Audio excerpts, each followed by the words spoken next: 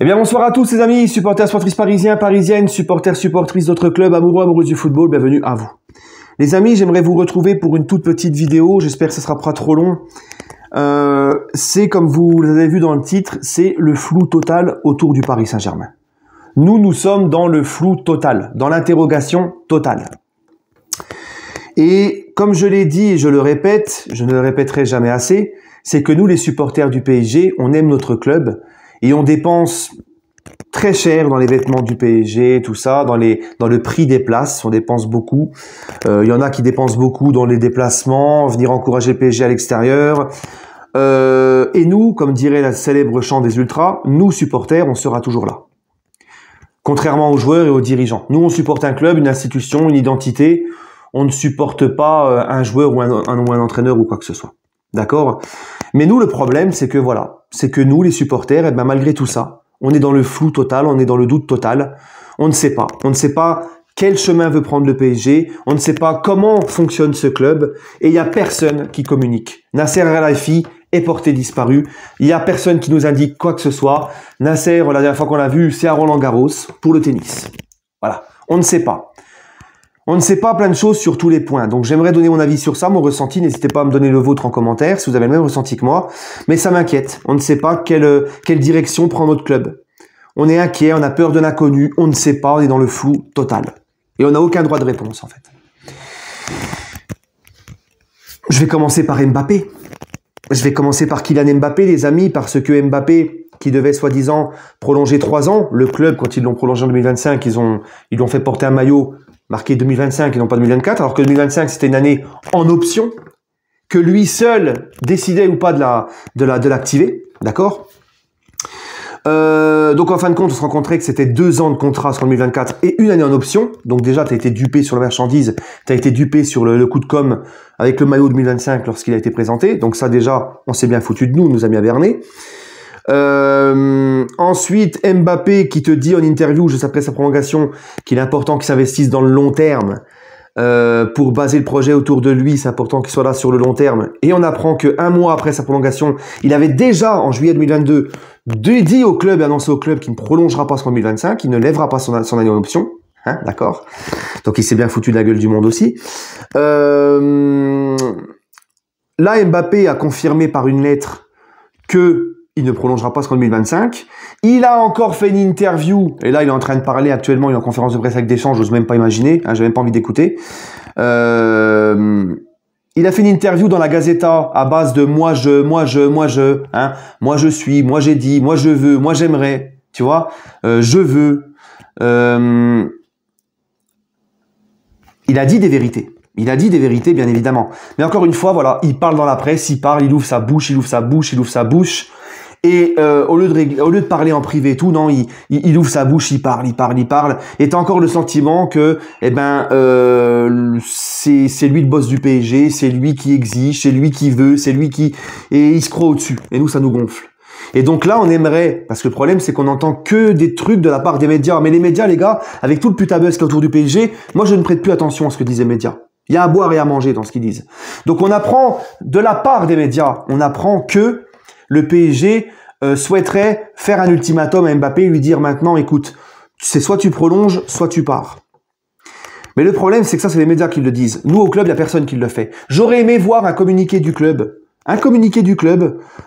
ou une interview de Nasser le lendemain dans un journal, nous expliquer que Mbappé, hein, tu n'es pas plus grand que le PSG n'est pas mort si tu pars, il y a d'autres choses, on peut reconstruire, on peut rebâtir, il y a d'autres grands joueurs à aller chercher, il y a un effectif, on peut reconstruire un effectif, on peut faire des belles choses, reconstruire un effectif complémentaire, équilibré, il y a d'autres joueurs, il n'y a pas que toi, d'accord, tu n'es pas au-dessus du PSG, recadrer un petit peu le garçon et nous le dire clairement à nous les supporters, si Mbappé ne prolonge pas, c'est vendu cet été. Parce que nous, on a besoin de savoir où le club va aller. On a besoin de savoir, les amis, quelle direction prend le club et où est-ce qu'on va. On a besoin de savoir, nous les supporters. On en a ras-le-bol d'être tenus dans le doute et dans le flou tout le temps.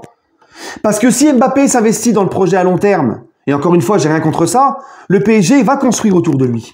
Mais si ce n'est pas le cas, ça change tout. Et là, la direction, elle change en fait. Tu vois, les choses changent. C'est pas le même recrutement, c'est pas la même vision. Tu reconstruis, tu repars à zéro, etc. Tu vois ce que je veux dire? Donc, ce n'est pas du tout la même chose.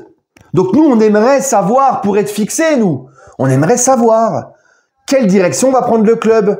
Et on ne sait pas en fait. On ne sait pas avec Mbappé ou Mbappé. On ne sait pas. On ne nous dit absolument rien.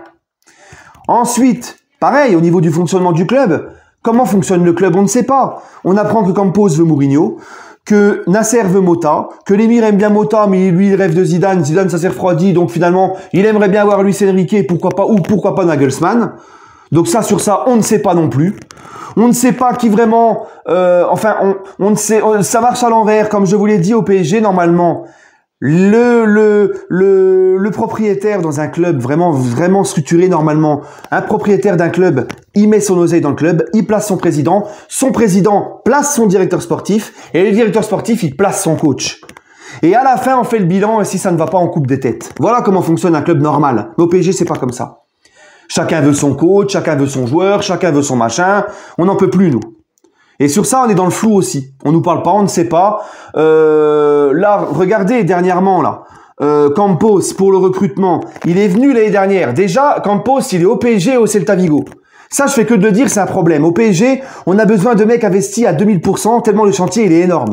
Le mec, il est au PSG et au Celta Vigo. Il gère 2 clubs. Oui, il n'est pas directeur sportif du PSG, mais officieusement, il a le rôle de directeur sportif. Donc, Campos, l'année dernière, il vient. On lui met dans les pattes un mec qui s'appelle Antero Henrique, qui a été viré 3 ans plus tard par le PSG pour faire revenir Leonardo, parce que Antero Henrique a fait beaucoup de mauvaises décisions, beaucoup d'erreurs.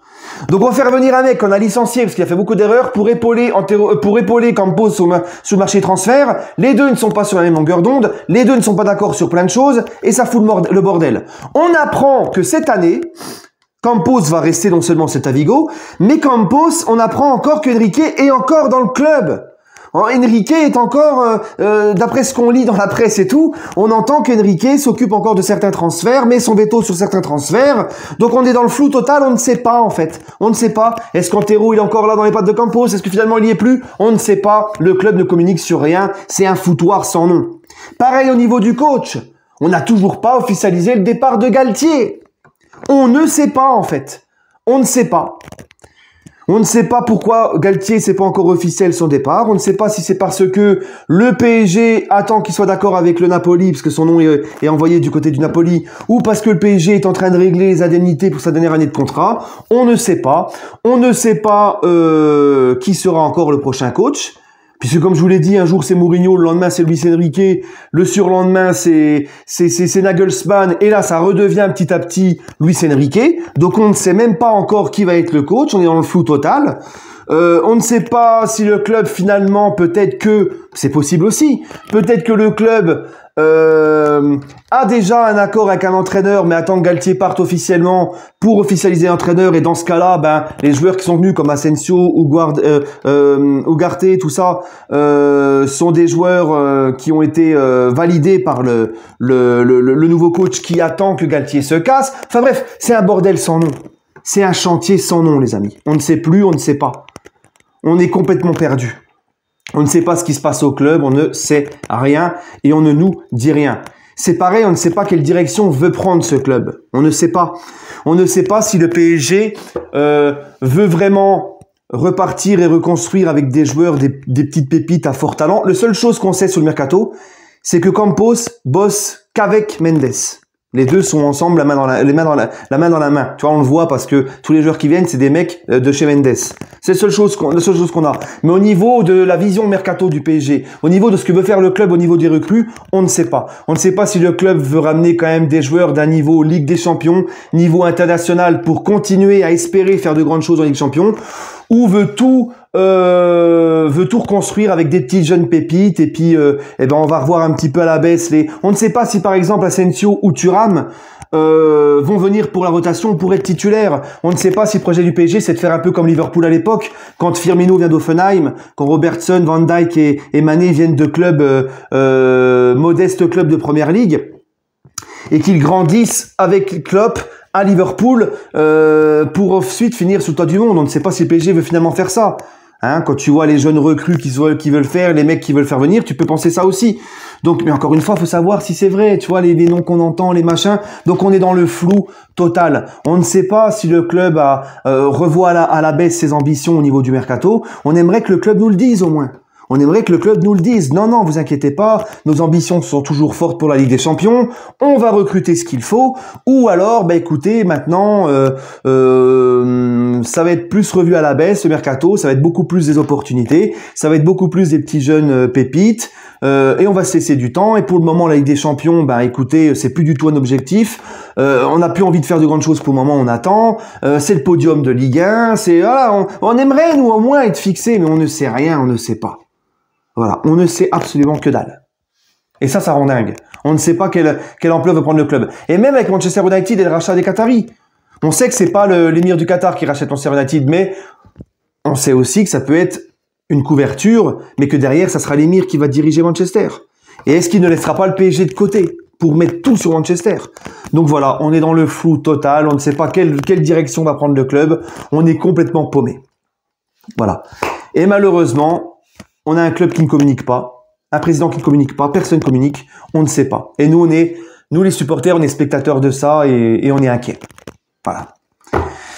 Allez les amis, bref, prenez soin de vous et allez Paris.